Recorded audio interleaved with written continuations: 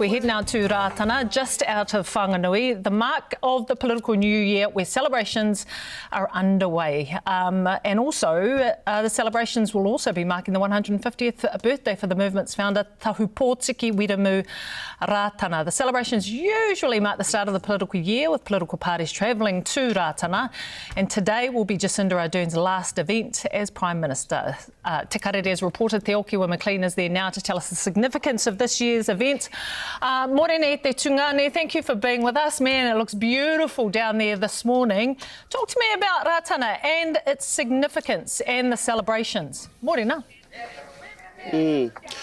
Morena, Jenny May. Yes, the significance of Ratana to the people of Ratana is a huge significant thing, huge event for them, where politicians from the opposition to government to the Māori Party all come here with their different agendas.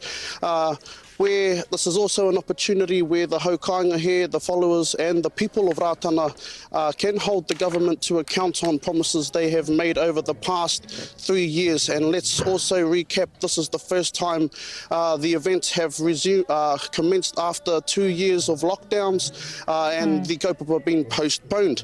Hoi anō, yeah, this is a huge day today, especially with the arrival of Prime Minister Jacinda Ardern and the incoming Prime Minister Chris Hipkins, but we heard yesterday the kōrero that was laid out on the marae here by the leader of New Zealand First, Winston Peters, that they will come here with their agendas and promises and pretty much giving them a warning to be ready for their agendas. Yeah, Te Okiwa, you've been at Ratana for, on a personal note, but also for work as well. And I just wonder whether you can talk to us about the atmosphere there. And you've also talked about politics and politicians standing to talk about the agenda in the upcoming year.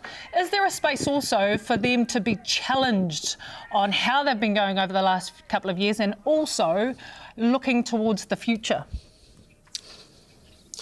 Definitely, Jenny May. This is a good opportunity for the haukainga of Ratana to challenge the government for promises such as the Māori Health Authority, Three Waters reform, all those controversial kaupapa that divided our nation over the last 2 years. However, these are kaupapa that are driven by kaupapa Māori. So, looking back into the past, Tahu Pōtiki Wiremu Ratana, the prophet himself, had a great relationship with Prime Minister Savage back in that century, 150 years ago.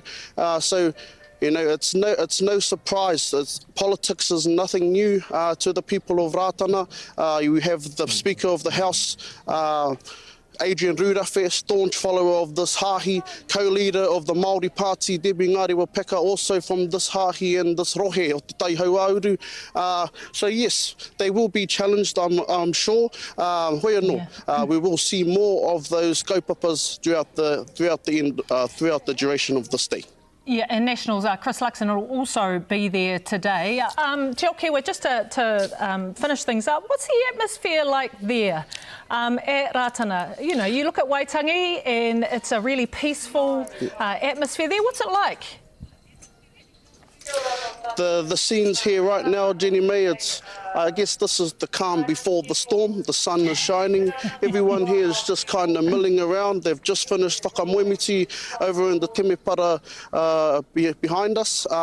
So yeah, the vibe right now is, it's calm. Peaceful. It's the wairua here is peaceful. Koira, that's the kupu, Jenny May. It's a peaceful vibe, and I'm sure when politicians arrive here today, this marae will be packed with the multitudes. Yeah, pai tēnā description, the calm before the storm. Tēnei te mihi atu ki a koe e hoa.